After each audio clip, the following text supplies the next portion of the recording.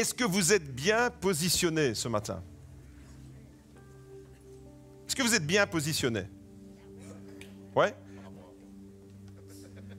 Par rapport à quoi? Voilà la bonne question. On peut être bien positionné, installé confortablement sur une chaise, sur un divan, dans un lit. On peut être bien positionné dans la vie, et c'est de cela que je veux parler ce matin.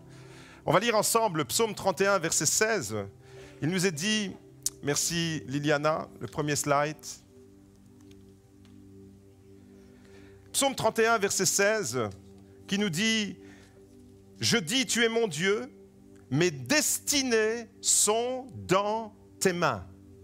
Moi, je me confie en toi. » Voilà comment le psalmiste se positionne. « Moi, je me confie en toi, Éternel. » Je dis, tu es mon Dieu. Est-ce que ce matin tu peux le déclarer? Éternel, tu es mon Dieu.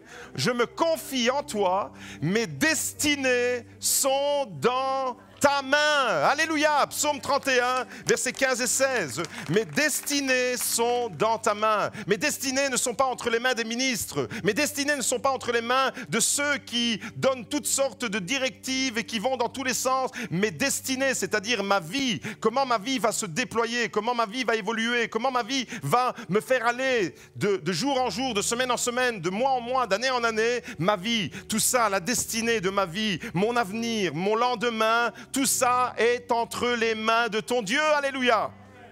Voyez-vous, il existe deux manières de se positionner dans la vie. Il y a soit ceux qui se laissent conditionner par les événements qu'ils traversent, et je peux me positionner dans la vie à travers les événements que je traverse, soit je peux me laisser conduire par les promesses de Dieu, par des versets comme celui qu'on vient de lire, par le merveilleux plan de Dieu.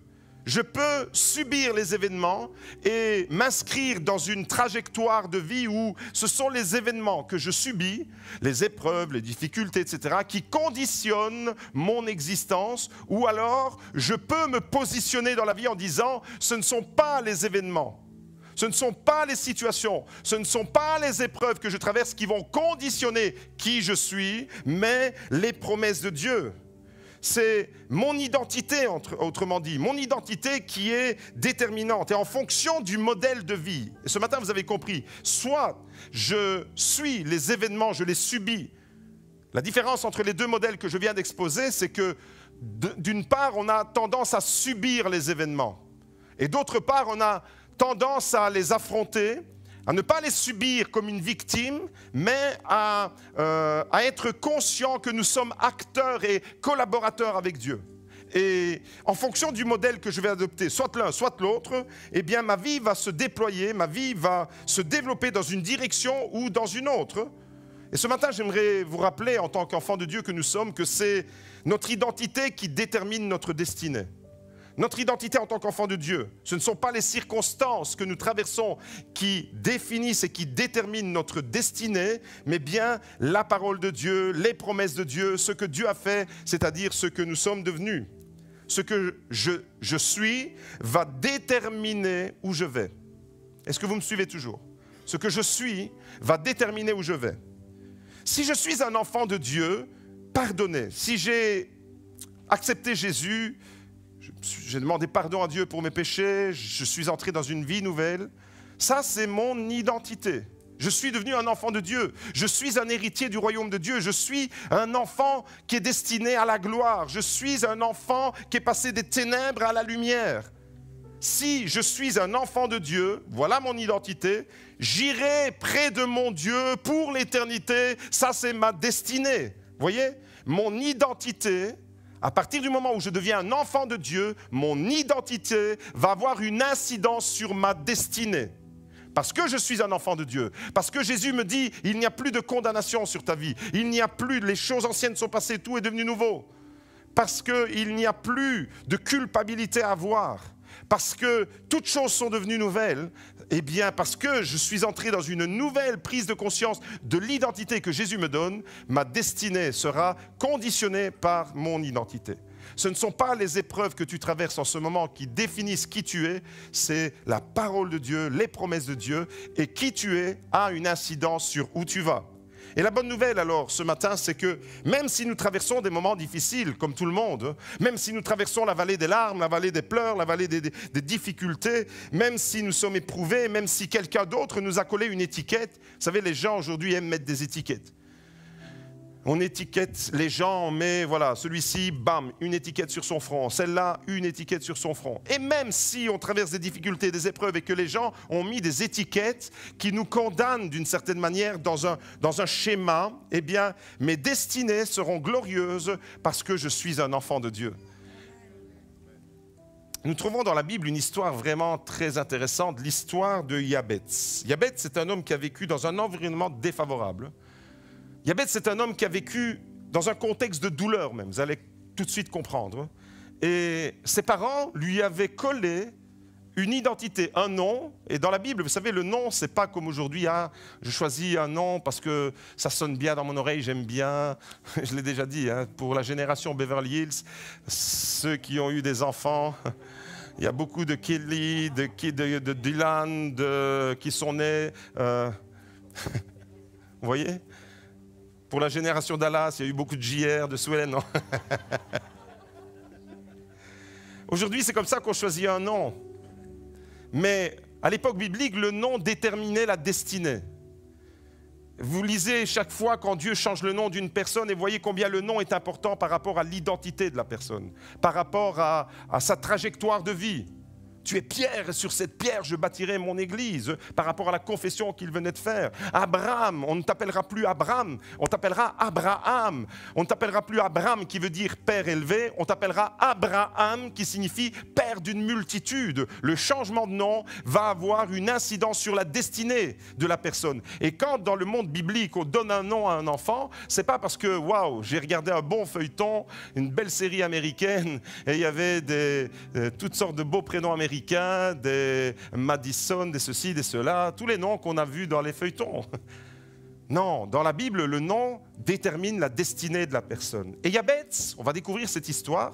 Yabetz, en vérité, eh bien, son nom, c'était une étiquette négative qui lui avait été donnée dès la naissance par sa propre famille, par sa maman, probablement dans un contexte de souffrance, de larmes, de douleur. Et il y a des gens qui sont venus à l'existence dans un contexte très difficile. Des personnes, peut-être que c'est ton cas ce matin, je parle peut-être à quelqu'un ce matin, tu es venu dans un contexte d'une famille explosée déjà. Tu es né dans une famille recomposée, tiraillée. Tu as très vite entendu que tu n'étais pas un enfant désiré peut-être, ou peut-être que tu as vu que ton frère ou ta sœur était préféré à toi. Enfin bref, aujourd'hui encore, il y a des Yabetz autour de nous. On va découvrir en réalité que les parents de Yabetz lui avaient donné un nom. Et ce nom, eh bien, il allait conditionner sa trajectoire de vie, sa destinée. Vous me suivez toujours? Yabetz, un nom qui est lourd à porter, qui va affecter profondément son identité. Mais Yabetz a refusé que les circonstances de la vie, et c'est là qu'il devient un exemple pour nous ce matin, il a refusé que les circonstances de la vie, que les événements négatifs qui ont gravité autour de sa naissance, conditionnent son identité. Il a refusé, il a catégoriquement pris position, et on va découvrir ça. Il a refusé que le nom, les circonstances, les situations, l'étiquette négative qui lui a été collée à vie sur son front détermine qui il est et que toute son existence soit conditionnée par cela. 1 Chroniques chapitre 4 verset 9, on découvre cette histoire. Le livre des Chroniques, c'est sûrement le livre que vous lisez tous les soirs avant de vous endormir.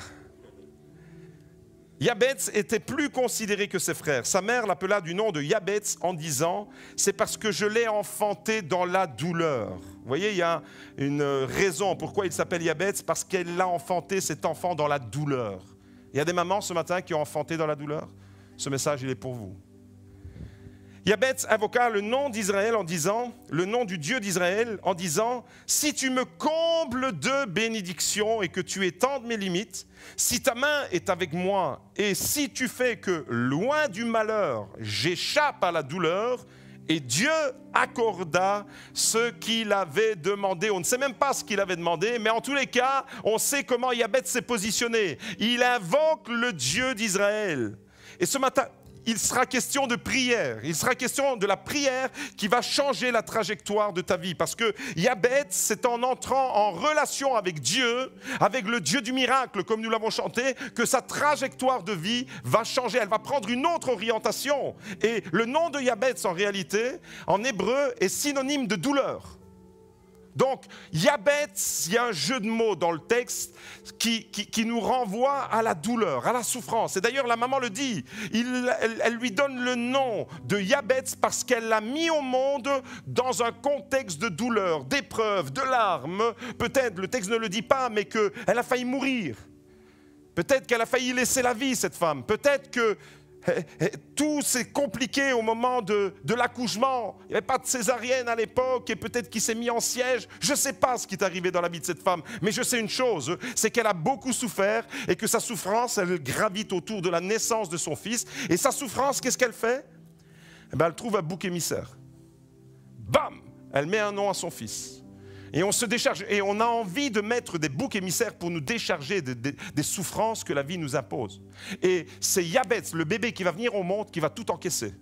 Maintenant, tu vas te trimballer tout au long de ton enfance, de ton adolescence et de ton âge adulte avec un nom qui va rappeler à tout le monde que tu es douleur, que tu es synonyme de douleur. Voyez les étiquettes qu'on met sur les gens? En réalité, Yabetz a reçu une étiquette identitaire à cause de cette douleur de cette femme. Mais Yabetz s'est levé et il a pris position. Yabetz n'est pas resté dans une situation. Il aurait pu dire, c'est le destin, je suis né dans une sale famille,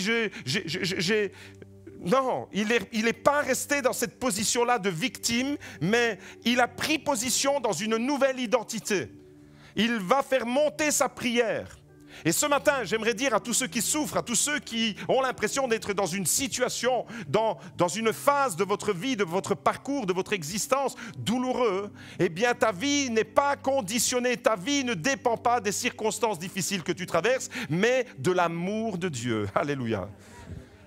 Si ça vous parle, vous pouvez acclamer le Seigneur. Si tu réalises ce matin que ta vie, elle ne dépend pas des circonstances et même d'un contexte douloureux que tu traverses, mais des promesses glorieuses. Le psalmiste disait, mes destinées sont dans tes mains. Et quand tu réalises que tes destinées, c'est-à-dire ton avenir, ton présent, mais ton avenir aussi pour l'éternité, c'est entre les mains de Dieu que ça se trouve, tu es au meilleur endroit. Pour l'éternité, tu seras au meilleur endroit. Ton identité va déterminer ta destinée.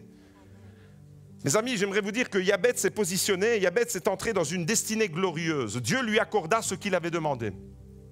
Quand tu te positionnes dans la prière, et ce matin il sera question de prière qui fait la différence, la prière qui te fait sortir d'un blocage, la prière qui te fait sortir d'une impasse, la prière qui te fait sortir d'un schéma que quelqu'un d'autre a jeté sur toi, un vêtement de douleur, de pleurs, de larmes, une étiquette, douleur, Yabetz. Peut-être que tu as tout ça et que tu dis, purée la vie, combien c'est compliqué. Et là, Dieu te dit ce matin, eh bien, cette prière de Yabetz qu'on va réanalyser, on va la décortiquer, on va retirer des principes spirituels pour nous, eh bien, va faire la différence. Il s'est positionné à travers cette prière qui a changé la vie. Et j'aimerais te dire ce matin, entends bien, peuple de Dieu, la prière peut changer ta vie. La prière peut changer la trajectoire de ta vie. La prière peut changer les paramètres de ta vie. Il est entré, ce Yabetz, dans une destinée glorieuse et Dieu a réparé. Oui, c'est le Dieu du miracle, comme on l'a chanté, et Dieu peut réparer. Dieu peut retirer cette étiquette, Dieu peut changer ton nom, Dieu peut retirer la douleur qui est associée à ton nom, à ton existence et mettre sa gloire. Alors mon frère, ma soeur, j'aimerais te dire ce matin, je parle au cœur de quelqu'un ce matin. Ne laisse pas les événements décider à ta place de qui tu es. Ne laisse pas l'attitude des autres à ton égard dicter qui tu es, quelle est ton identité, l'étiquette que tu reçois. Ne laisse pas l'attitude des autres à ton égard déterminer la qualité de ta foi et de ta vie chrétienne. Mes amis, la prière de Yabetz, elle est vraiment très intéressante parce qu'elle nous fait prendre conscience que Dieu est déjà en train d'agir dans sa vie. Et cette prière, alors, elle va changer le destin, la destinée de Yabetz. Et ce matin, eh bien, si tu as l'impression d'être dans une situation compliquée, fais monter cette prière avec Yabetz. Quoi qu'il advienne alors dans la vie, même si l'atmosphère qui nous entoure, comme la naissance de Yabetz, qui n'était pas une atmosphère heureuse, quoi qu'il advienne dans notre parcours de vie, quoi qu'il advienne dans les circonstances qu'on traverse, tout ce qui nous entoure, même si tout ça n'est pas bon, Vous avez encore aujourd'hui la possibilité, c'est ça le message de l'Évangile, un message qui change la trajectoire et la destinée d'une personne. Tout condamner cette personne à aller droit dans le mur. Peut-être que vous dites, mais quand je regarde ma famille, j'ai l'impression que je n'ai rien reçu de bon, j'ai pas reçu l'amour paternel, mon père est parti, j'ai pas eu le repère d'un père, et vous savez, une société sans père, c'est une société sans repère. Et peut-être que c'est ton cas, un père absent, un père qui était toujours pour le travail, un père qui t'a délaissé, une maman castratrice, une maman qui était hyper dominante sur toi et tu ne t'es pas développé comme tu veux. Tu te dis, ben moi avec tout ça, qu'est-ce que vous voulez que je fasse? Quel adulte on peut faire d'un enfant qui subit toutes ces choses? Tu nais dans une famille problématique, tu nais dans une famille dysfonctionnelle. Aujourd'hui, les psychologues parlent de famille dysfonctionnelle et tu te dis, ben, les dysfonctionnements de ma famille ont conditionné qui je suis et je reproduis le schéma pour mes enfants. Et c'est comme ça que certaines personnes restent piégées, restent emprisonnées dans des schémas qui sont totalement étrangers à l'Évangile. Parce qu'on reproduit. Si tu es un enfant d'un couple divorcé, tu te dis peut-être que moi, j'ai entendu des gens dire, qu'est-ce que vous voulez? Moi je me marie, mais je sais que je vais divorcer parce que mes parents ont divorcé. On reproduit le schéma. Non, tu peux mettre un terme à cette douleur, à cette malédiction d'une certaine façon.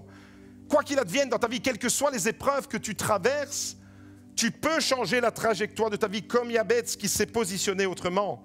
Et malgré un démarrage, on peut le dire pour Yabez, malgré le démarrage difficile, il y a plusieurs personnes ce matin qui sont concernées parce que vous regardez votre vie, vous faites un check-up en ce moment, pendant que le pasteur parle, vous revoyez votre vie qui défile et vous dites, ouais, je suis venu à l'existence peut-être dans un contexte difficile, j'ai eu un démarrage dans la vie, un démarrage de couple peut-être, un démarrage très compliqué et toute mon existence, elle est liée dans un contexte de souffrance.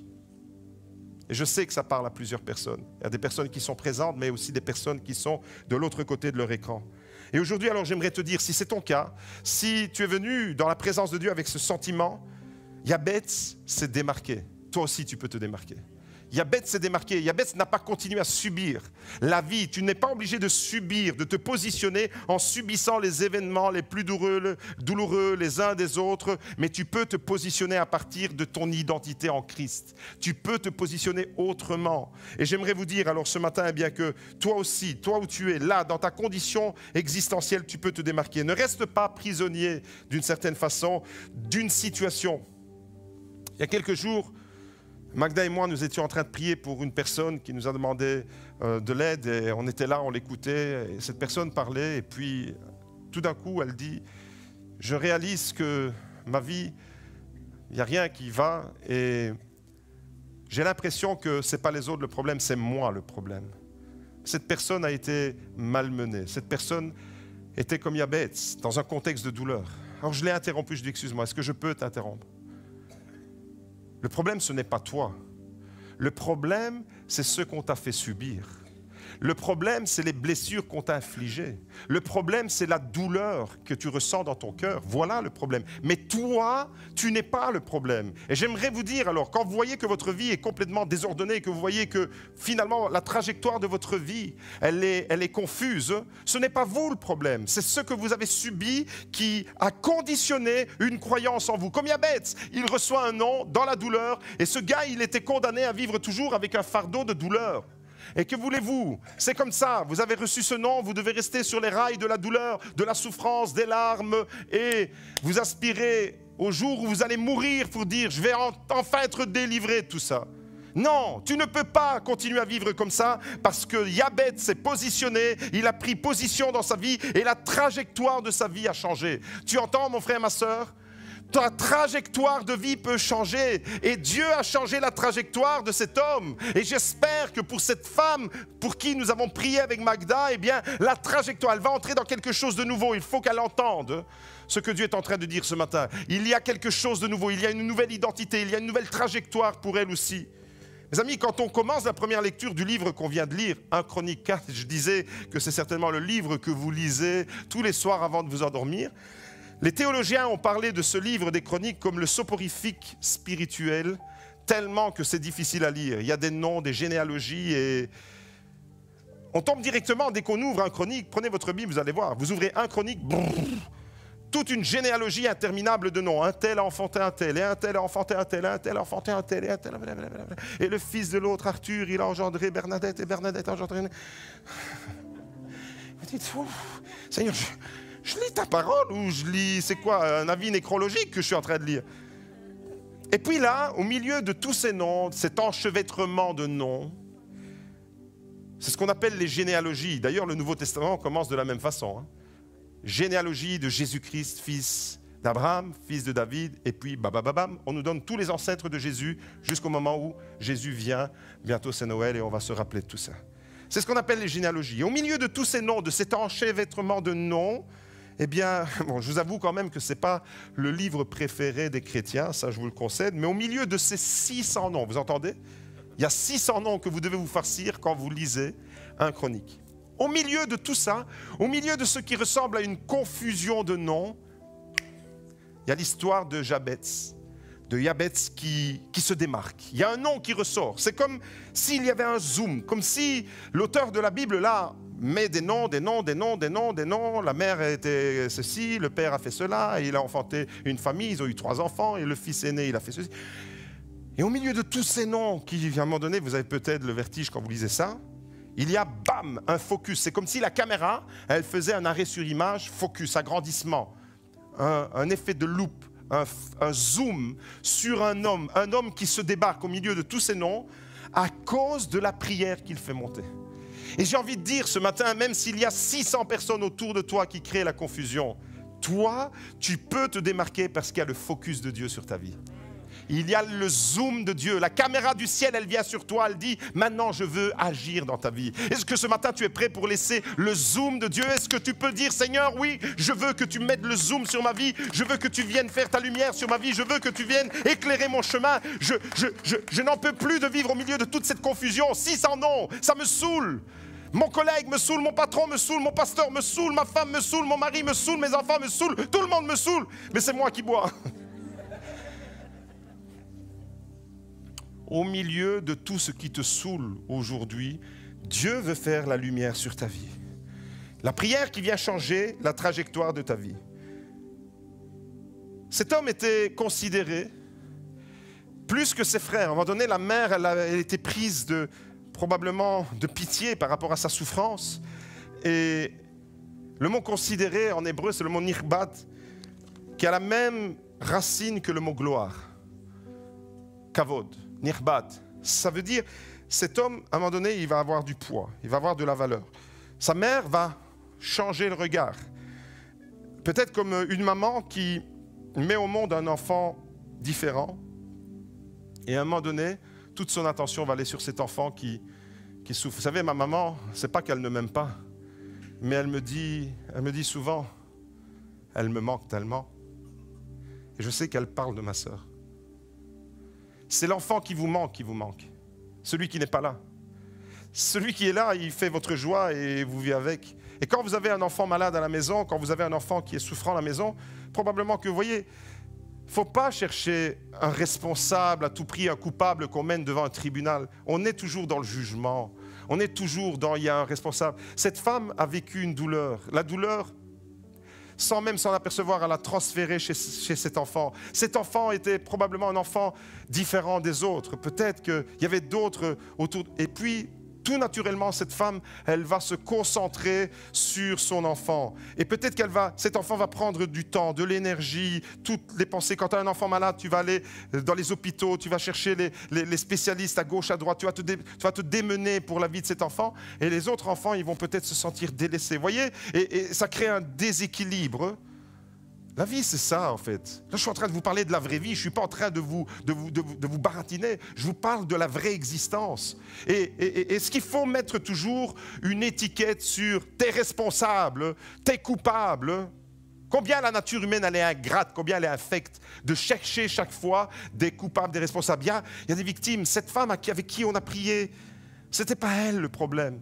C'était ce qu'on lui a fait endurer, toutes les blessures qu'on lui a infligées. Et j'aimerais vraiment que tu entendes ce matin que ce n'est pas toi le problème, mais les blessures qui se sont infectées dans ton cœur qui sont devenues le problème de ta vie. les blessures qu'il y avait dans le cœur de la maman de Yabetz, les blessures qu'il y avait dans le cœur de Yabetz. Voilà le vrai problème. Mais Yabetz, lui, il va se démarquer. Et la première chose alors que j'aimerais vous dire, c'est que, premier point, Yabetz ne s'est pas laissé emprisonner dans une fausse identité. Vous avez compris que l'identité, elle est importante. Et que ton identité, elle ne dépend pas non plus du nom ou des circonstances que tu traverses. Et lui, il n'est pas resté prisonnier de cela. Et des fois, il y a des situations qui restent bloquées pendant des décennies. Et peut-être même des fois, les gens continuent à vivre toute leur vie. Depuis leur enfance, tu as subi des sévices. Tu as été abusé sexuellement. Et tu as continué à vivre avec cette souffrance, avec cette douleur, avec des enfants qui ont été abusés, qui n'osent même pas en parler parce qu'elles pensent que le problème, ce sont eux les problèmes. Ce n'est pas l'enfant le problème, c'est l'adulte ignoble qui a abusé de cet enfant. Et cette personne, elle va continuer à grandir, elle va devenir adolescente, jeune femme, elle va avoir des problèmes intimes avec son mari parce que l'homme, la figure masculine, représente une menace. Et le mariage ne va pas bien fonctionner, ça va dégrader la relation dans le couple, ça va se répercuter sur les enfants. Vous voyez comment en cascade, on tombe dans des schémas de vie synonymes de Yabetz, synonymes de douleur, synonymes de « waouh, ma vie, elle n'a pas une grande valeur ». Mais même si tu as vécu ça, la Bible dit que Yabetz était plus considéré que ses frères. Nirbat, la gloire de Dieu va se manifester dans la vie de ce garçon. Waouh, ça c'est beau, parce que Dieu change la trajectoire de celui qui semble être condamné à une vie complètement d'échec, à une vie complètement délabrée. Et bien maintenant, Dieu va mettre le focus sur lui. Au milieu de tous ces noms, il y a le regard de Dieu qui se pose. C'est comme si la Bible nous dit, démarque-toi toi aussi. Démarque-toi là dans ta vie, dans ton chemin de vie, démarque-toi. Premièrement, Yabetz ne reste pas prisonnier de cette identité. Et il dit, veuille me bénir et agrandir mon territoire. Voilà ce qu'il dit au verset 10. Quand il entre dans la relation à Dieu, il dit, bénis-moi et agrandis mon territoire. Et avant de demander alors l'agrandissement d'un territoire, j'aimerais vous dire que Yabetz désire l'approbation de Dieu sur sa vie avant de demander une bénédiction. Il dit, si tu me combles de bénédiction et que tu étends mes limites. Avant de demander d'être béni, parce que souvent, les chrétiens fonctionnent comme ça. J'ai besoin d'être béni, Seigneur, bénis-moi. J'aimerais que vraiment on puisse comprendre que la chose la plus importante dans le cœur de Yabetz, c'était de demander à Dieu d'approuver ses voies. Avant de demander à Dieu la bénédiction, fais-lui cette prière. Seigneur, est-ce que tu approuves mes voies?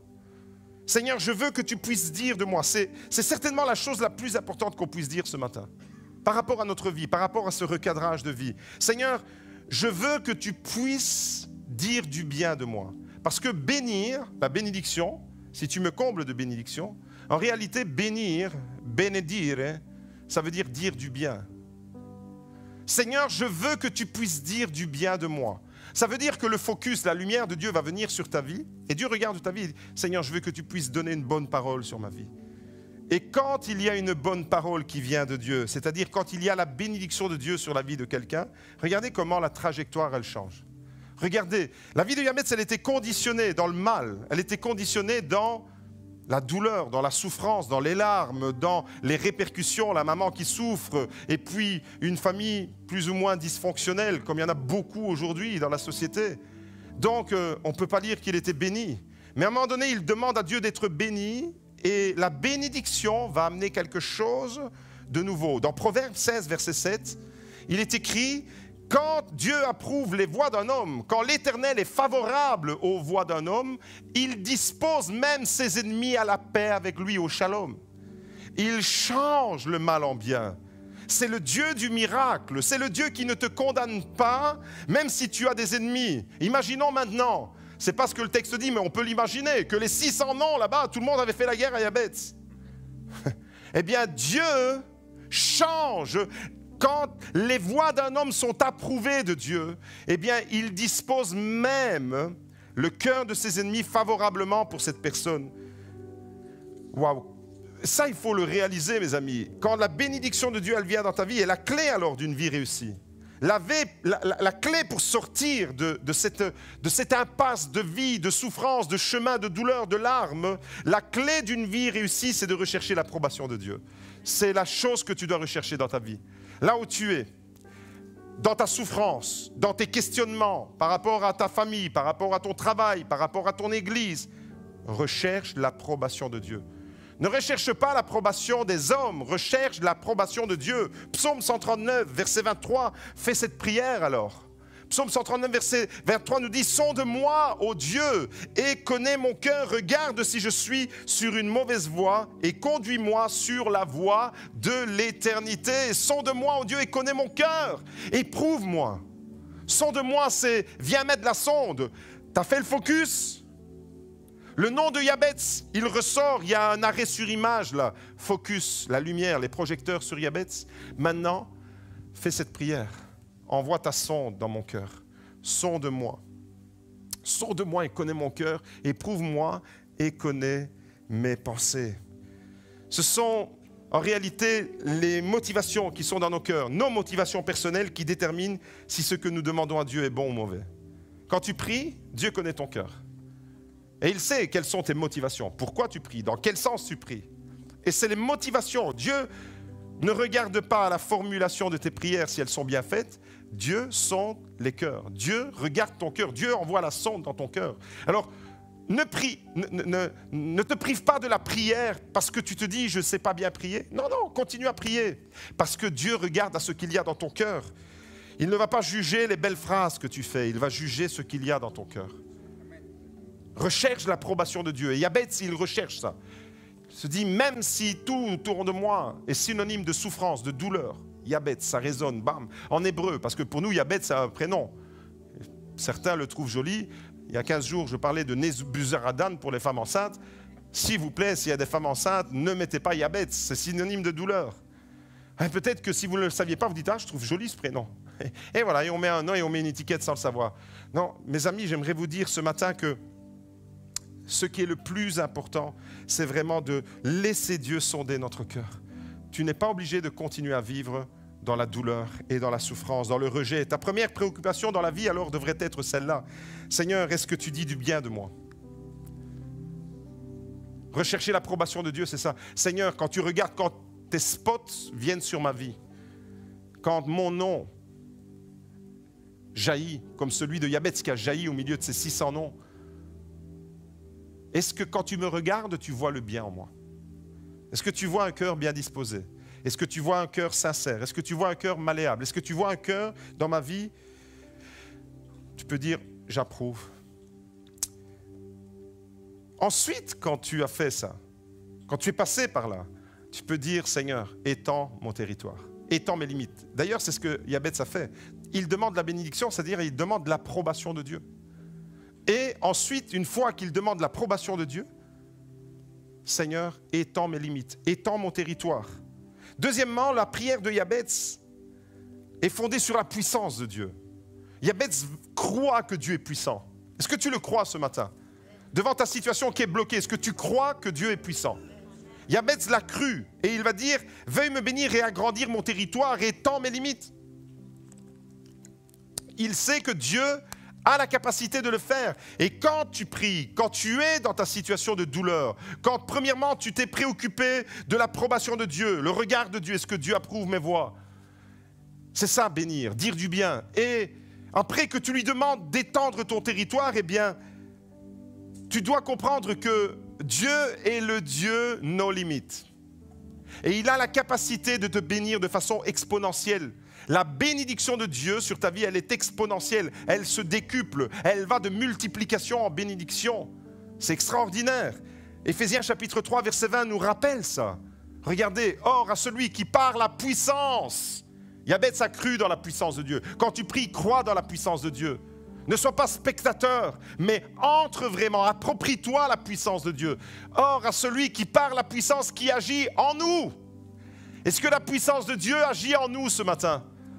Ok, ben regardez la suite. Il peut faire infiniment au-delà de ce que nous demandons ou pensons. Quand tu pries, tu ne sais pas où Dieu va t'amener pour la réalisation de la prière. Tu pries pour un problème, tu pries pour un besoin, tu pries parce que tu es dans la douleur. Et tu demandes, Seigneur, approuve-moi, bénis-moi et étends mon territoire. Et là, il y a quelque chose qui se bouscule et tu vas te retrouver dans des situations que tu n'avais même pas pensé, même pas imaginé. À lui soit la gloire. À lui soit la gloire. À lui seul soit la gloire parce qu'il change la trajectoire des gens. Il change la trajectoire des malheureux. Il change la trajectoire de ceux qui sont dans la douleur. Il change la trajectoire de ceux qui sont dans les larmes. Dieu veut agrandir ton territoire ce matin aussi. Ton territoire, c'est-à-dire ton rayonnement, ton impact spirituel. Parce qu'à l'époque de Yabetz, quand il demande « étends mes limites », ça veut dire « étends mon territoire » parce que ne pas avoir de parcelle de terre, c'était synonyme de pauvreté et de mort.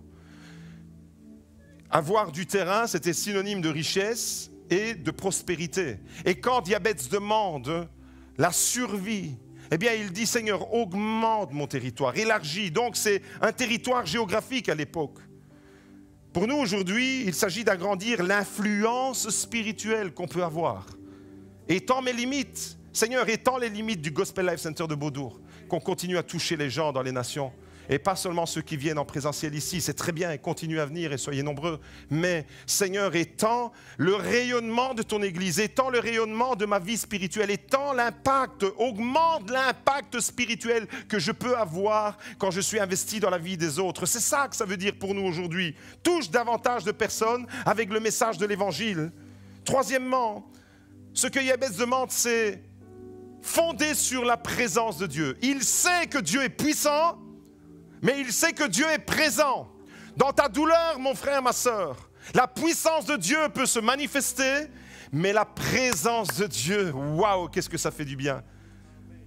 Tu es dans les larmes et puis tout d'un coup, tu ressens sa présence. Tu ressens une chaleur qui t'envahit, tu ressens les bras d'amour qui viennent, tu es tout seul chez toi, tu as une vision et puis tu te retrouves dans la gloire de Dieu. Tu étais là dans les larmes, dans les combats, dans les luttes. Tu étais désespéré. Et puis Dieu manifeste sa présence. Et tout reprend sa place. Tout est relativisé. Et il n'y a plus que la présence de Dieu qui importe. Mes amis, j'aimerais vous dire que la seule chose que tout seul, j'aime mon épouse, j'aime ma famille à la folie, j'aime mes enfants, mes petits-enfants à la folie, folie, folie, folie, comme dirait Liana. Mais quand je passerai devant Dieu, je serai seul. Et la seule chose qu'on garde pour toujours, c'est la présence de Dieu.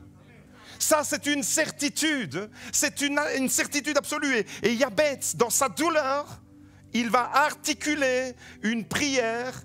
Il sait que Dieu est présent avec lui.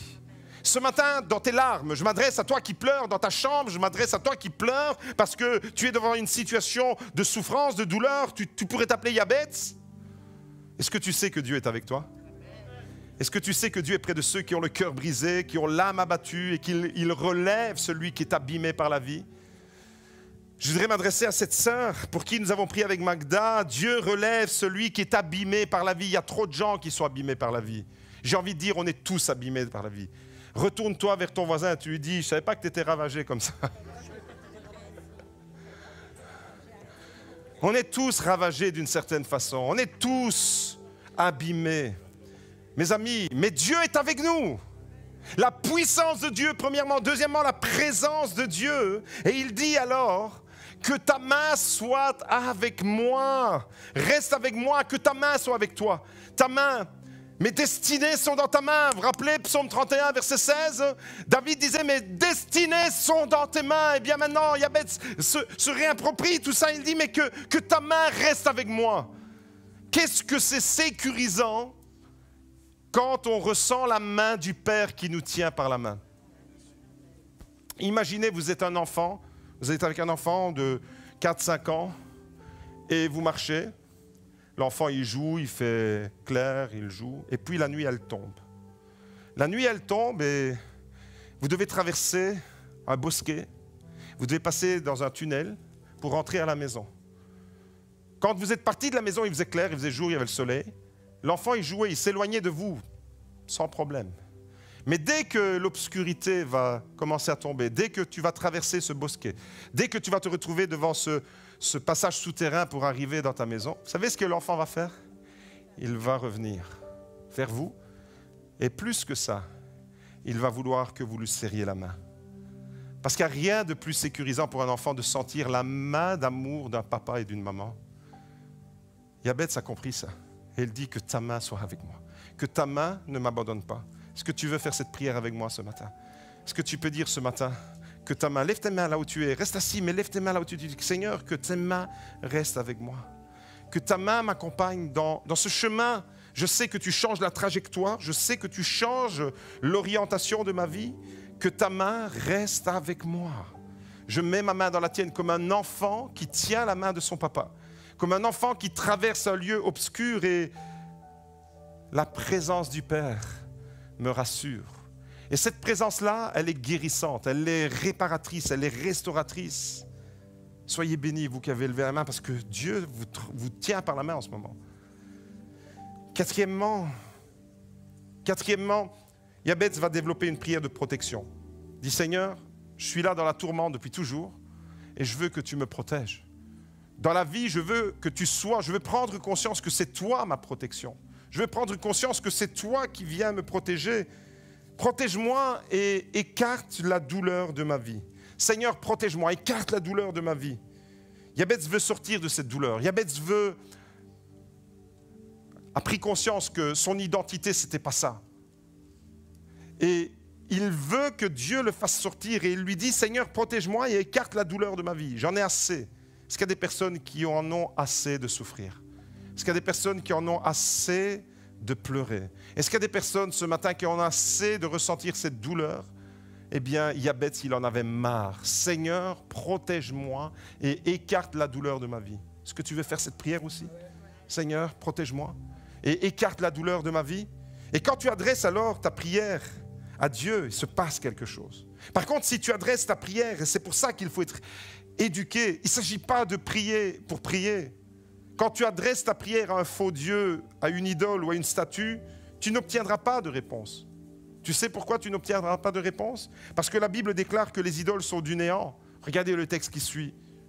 Ésaïe 41, verset 29. « Voici qu'ils ne sont tous qu'un rien. Leurs œuvres ne sont que néant, leurs idoles du vent et du vide. » Quand tu pries une statue, la Bible déclare que tu es en train de prier le vide et le néant. Et en hébreu, le mot idole et néant, c'est le même mot. Donc, il ne s'agit pas de prier pour prier, de prier n'importe quoi. J'ai la statue de Bouddha chez moi, ben, je vais prier Bouddha. Débarrasse-toi de la statue de Bouddha parce qu'elle va t'égarer. Il ne s'agit pas de prier pour prier, il s'agit de s'adresser au Dieu tout-puissant, créateur du ciel et de la terre, qui a la capacité de changer ta trajectoire, qui peut te faire sortir de ta douleur. Et alors oui, quand tu t'adresses à ce vrai Dieu-là, comme Yabetz, eh bien, il y a du changement. La prière, alors, te permet d'aller chercher les réalités invisibles qui sont dans la main de Dieu, que ta main ne s'éloigne pas de moi, mes destinées sont dans ta main. La prière efficace, elle va aller chercher les réalités invisibles qui sont dans la main de Dieu pour les ramener dans ta réalité visible. Waouh! Je trouve qu'elle est bien faite, cette phrase. Je vais la répéter. Elle me fait du bien. La prière te permet d'activer ce que Dieu a déjà préparé pour toi, mon frère, ma soeur. Elle te permet d'aller chercher les réalités invisibles de Dieu, qui sont dans la main de Dieu, pour les ramener. C'est ça la prière. Quand tu pries, c'est comme si on était téléporté au ciel. On a tous suivi ces dessins animés avec les super-héros où on voit Goldorak, Superman. Vous voyez, je suis vraiment de la génération des dinosaures. Et on voit ces super-héros qui volent et qui passent de galaxie en galaxie. Ben, en réalité, la prière, elle te permet de faire ça. Mais mieux que ça. Pas dans la fiction, dans la réalité. La prière, elle te propulse dans la présence de Dieu. C'est comme si on était téléporté dans la présence de Dieu, dans le ciel de Dieu. Et là, il se passe quelque chose. Et il s'est passé quelque chose pour Yabetz. Est-ce que tu t'attends ce matin à ce qu'il se passe quelque chose pour toi, dans ta vie, dans ta situation? Est-ce que tu as la foi comme Yabetz pour dire, Seigneur, tu as changé la trajectoire de Yabetz, tu vas changer ma trajectoire, je le crois. Je suis convaincu, la prière va te permettre, mon frère, ma soeur, d'activer ce que Dieu a déjà préparé pour toi. Il l'a déjà préparé parce que Dieu est un Dieu d'amour et il veut que tu t'appropries ses bénédictions. Il veut que par la foi, par la prière, tu te présentes au ciel. Et quand tu arrives au ciel, par la prière, ton corps il est sur terre, mais ton esprit il est au ciel. Nous sommes déjà assis dans les lieux célestes en Christ. Donc je ne suis pas en train de dire n'importe quoi. Quand tu pries et que tu vas au ciel pour frapper à la porte du ciel, tu te rends compte que la porte elle était déjà ouverte et que Dieu t'attend sur le pas de la porte et qu'il te dit, dans ma main il y a toutes les bénédictions que je veux déverser sur ta vie. Que ta main ne s'éloigne pas de moi, que ta main reste avec moi. Quand tu fais une prière, crois que tu as un Dieu qui peut faire infiniment plus et que tu ne sais pas la portée de cette prière. Lorsque ma fille Elisa avait 4 ans, elle a fait une chute terrible dans laquelle elle a risqué de perdre la vie. En tombant dans le jardin, elle jouait avec Gianni. Ils étaient petits, 4 ans. Et voulait donner à boire un petit chat avec un cendrier, mettre du lait pour que le petit chat puisse boire. Cendrier en cristal, les gros. Elle trébuche, elle tombe, le cendrier tombe et elle plante sa main sur un éclat de cristal qui va sectionner l'artère, les tendons et les nerfs de la main. Mon épouse et moi, on était à l'hôpital parce que mon père venait de se faire opérer des poumons. On venait de diagnostiquer un cancer. Et ma fille était en train de mourir dans le même hôpital sans que je le sache. On était au 3e étage, dans la chambre de mon père. On venait de lui retirer un poumon. Et aux urgences, il y avait notre fille, mais on ne le savait pas. Parce qu'elle était chez ma grand-mère et c'est ma cousine, de façon miraculeuse, qui l'a prise et qui l'a emportée d'urgence en faisant un pansement compressif. Et lorsque nous sommes arrivés alors là-bas, on a trouvé toute une équipe médicale autour d'elle, des médecins, des infirmiers qui s'agitaient, qui étaient affolés. Lorsque nous sommes entrés dans le hall d'entrée, on a vu une traînée de sang, une marée de sang. Et là, on s'est mis les mains aux cheveux, la tête, on était complètement perdus. Et je crie à l'infirmière qui est à l'accueil, nous sommes les parents d'Elisa. Entrez, monsieur, elle est par là. On arrive dans les box, service d'urgence à Liège, au bois de l'Abbaye. Et là, de Serein. Et là, on trouve notre fille entre les mains de cette équipe médicale, avec les yeux complètement retournés, blanches comme du papier.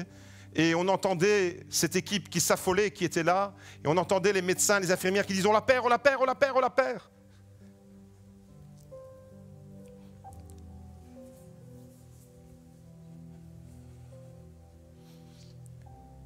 Ils retiraient le pansement, des jets qui éclaboussaient, c'était l'artère qui était sectionnée. Une petite fille, la main d'un enfant de 4 ans, c'est comme ça. Et là, tout le sang qu'elle avait perdu, on était là devant un spectacle. Pendant que les médecins étaient agités, pendant qu'elle était entre les mains de ces médecins urgentistes, et que tous disaient on est en train de la perdre, les yeux retournés, du sang partout. Pendant ce moment-là, Magda s'est faufilée entre les médecins.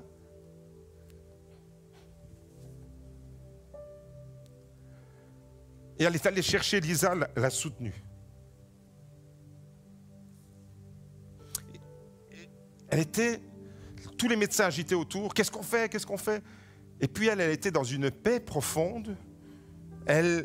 C'était surnaturel ce qu'elle était en train de vivre là. Notre fille était en train de mourir et elle était dans une paix profonde parce qu'elle ressentait la présence de Dieu. Tu es présent, tu es là avec moi. Moi, j'étais dans le couloir de l'hôpital, comme un lion dans une cage, j'étais en train de devenir fou. Je marchais dans tous les sens, je tapais contre les parois. Et là, pendant que j'étais dans j'étais pas du tout en train de vivre ce que Magda était en train de vivre alors qu'elle avait notre fille dans ses mains. Moi, j'étais 4-5 mètres à côté. Et là, j'étais comme ce lion enragé dans la cage, je dis Seigneur, pourquoi? Et puis tout d'un coup, Dieu me rappelle une prière que j'avais faite 4 ans plus tôt, quand elle est née et qu'on a conduit notre enfant à l'église pour la présenter au Seigneur et pour demander la bénédiction de Dieu sur sa vie. Et là, c'est comme si le Seigneur me ramenait dans le temps pour réactiver la prière qui avait été faite 4 ans plus tôt. ne minimisez jamais l'impact de votre prière, même si vous ne voyez pas l'accomplissement maintenant, immédiatement, aujourd'hui. 4 ans plus tard, cette prière que j'avais faite, elle prenait tout son sens. Et là, Seigneur me rappelle que dans ma prière d'il y a 4 ans, je disais à Dieu, lorsque on l'a présentée au Seigneur, « Seigneur, elle s'appelle Élisa. C'est un nom qui vient de l'hébreu, parce que tu l'as sauvée. » C'est le sens d'Élisa. Tu l'as sauvée, tu l'as protégée, parce que quand Magda était enceinte, elle faisait un décollement du placenta et elle était à l'extrémité d'accoucher très tôt. Et on aurait perdu l'enfant, il n'était pas viable. Et donc, toute la grossesse de Magda pour Élisa, elle s'est passée presque à l'hôpital, couchée sans bouger. Le moindre effort pouvait lui être fatal. Et Dieu la gardait déjà quand elle était dans le ventre de Magda. Et ce jour-là, à l'hôpital, Dieu me rappelle, Dieu réactive cette prière, comme si, rappelle-toi ce que tu m'as demandé. Et j'aimerais te dire ce matin, mon frère, ma soeur, rappelle-toi ce que tu as demandé à Dieu, parce que Dieu ne l'a pas oublié. Toi, tu l'as peut-être oublié, parce que tu n'as pas vu l'accomplissement, mais lui ne l'a pas oublié. Et là, je dis, dans cette prière 4 ans plus tôt, Seigneur, elle s'appelle Élisa parce que tu l'as protégée, tu l'as sauvée, et tu continueras à la protéger et à la sauver chaque jour de sa vie quand elle sera menacée, qu'elle sera en danger et quand l'ennemi voudra frapper pour la tuer. À ce moment-là, quand la prière a été réactivée dans mon cœur, j'ai revécu la même chose que Magda était en train de vivre. J'ai ressenti une paix profonde dans mon cœur et je dis, Seigneur, tu es là, tu es présent. Yabetz croyait dans la présence de Dieu, que ta main, Seigneur, ma fille est dans ta main.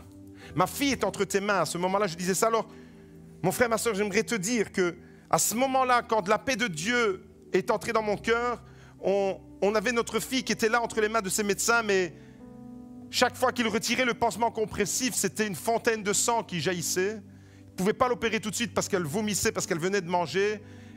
Il a fallu appeler un grand spécialiste qui fait de la microchirurgie avec des jumelles, des lunettes qui agrandissent jusqu'à 50 fois pour aller réparer, aller couper dans le bras, aller retirer les nerfs.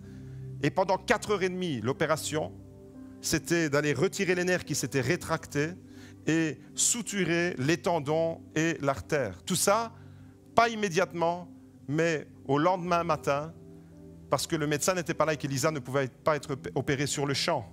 Et quand le médecin qui l'a opéré, un grand spécialiste, est venu nous voir après l'opération, elle nous dit « Tout s'est bien passé, mais je ne peux pas vous garantir que votre fille récupérera sa main. Mais tout s'est bien passé, elle est hors de danger, on a réparé ce qu'on a réparé, mais elle ne pourra pas certainement retrouver sa main, ça je ne peux pas vous le garantir maintenant. Mais au nom de Jésus, au nom de Jésus, au nom de Jésus, le médecin a fait du très bon travail et il l'a réparé. Il s'est trompé parce que Élisa, non seulement elle a récupéré sa main, mais aujourd'hui ses 2 mains, eh bien, elle les utilise pour donner tant d'amour à Liana et à Lorenzo, qu'elle accueillit elle aussi comme une maman. Voyez, quand Dieu est dans l'histoire d'une personne, il change la trajectoire de la douleur. Il est capable de le faire. Et il est capable de le faire. Et à ce moment-là, cette prière que j'ai fait monter 4 ans plus tôt, elle prenait tout son sens. Mon frère, ma soeur, j'aimerais te dire, je termine avec ça et l'équipe de louange peut me rejoindre. 5e, une prière peut tout changer. Une prière peut changer la trajectoire de ta vie. Est-ce que tu es conscient de cela? Une simple prière que tu fais maintenant. Une simple prière d'un papa que j'étais tout jeune, avec beaucoup de kilos en moins, dans une église à 140 km d'ici, avec un bébé dans les mains. J'avais fait une prière, Seigneur, elle s'appelle Élisa, tu la bénis, tu la garderas, tu l'as gardée, tu continueras à la garder. Cette prière-là, je l'ai archivée, je l'ai stockée là et je l'ai oubliée. Il a fallu une épreuve pour me ramener à cette prière et à l'exaucement de cette prière. Alors mon frère, ma soeur, j'aimerais m'adresser à toi ce matin. J'aimerais t'adresser à toi qui es là dans un contexte de malheur, de douleur. Tu n'es plus obligé de vivre dans la douleur. tu n'es plus obligé de vivre comme une condamnation qui te colle à la peau, comme une étiquette de Yabetz, ne plus vivre dans le rejet. Même si tu as été rejeté par les hommes, même si tu vis quelque chose de douloureux actuellement, tu n'es pas obligé de vivre et de subir ça comme si ta trajectoire de vie elle était condamnée. Pourquoi? Parce que tes destinées sont dans les mains de ton Dieu. Yabetz a fait cette prière, que ta main soit avec moi. Et ce matin, eh bien, j'aimerais m'adresser à toi. En ce moment, peut-être que tu te sens écrasé par le poids de ton épreuve. En ce moment, tu es là, tu te sens vulnérable, tu te sens menacé. Tu as besoin que Dieu change la trajectoire de ta vie. Est-ce que tu as besoin que Dieu change quelque chose dans ta vie, la trajectoire? Alors si c'est le cas, je t'invite à te lever et on va entrer dans la présence de Dieu. Tu es humilié. Peut-être que tu ressens que tu es humilié, tu es rabaissé, tu es diminué. L'ennemi t'a trompé sur ton identité. Il t'a fait croire des choses. Il t'a fait croire qu'une étiquette allait te condamner pour toujours. Il a fait croire que l'étiquette qu'il a mise sur ton enfant, voilà, ton enfant sera toujours malade et il n'y a rien qui changera. L'ennemi veut te faire croire ça. Mais ce matin, la parole de Dieu te dit qu'il change la trajectoire de tous les Yabetz qu'il y a dans cette église. Et il change la trajectoire de ta vie. Oui, il veut te maintenir dans la peur et dans l'échec. Tu trimbales peut-être depuis longtemps des étiquettes qui te collent à la peau, qui te font souffrir. Et à cause de ça, ta vie, tu la traînes comme un boulet. Ta vie, tu es en train de la subir. Tu n'es pas heureux. Tu n'es pas heureuse dans ta vie. Tu vis dans la peur. Tu vis dans l'angoisse. Tu as un sentiment permanent d'insécurité. Mais ce matin, j'aimerais te dire, Dieu change la trajectoire de ta vie. Alléluia. Que toute la gloire lui revienne. Tu es mon enfant, dit le Seigneur. Tu es pardonné, tu es racheté. Et j'ai envie de te dire de la part de Dieu alors à tous les Yabetz, aujourd'hui commence le reste de ta vie. C'est aujourd'hui le changement, c'est aujourd'hui la pièce qui va tomber et qui fait basculer tout. Tu es avec moi et je suis affranchi, alléluia. Que le nom de l'Éternel soit béni, gloire à son nom.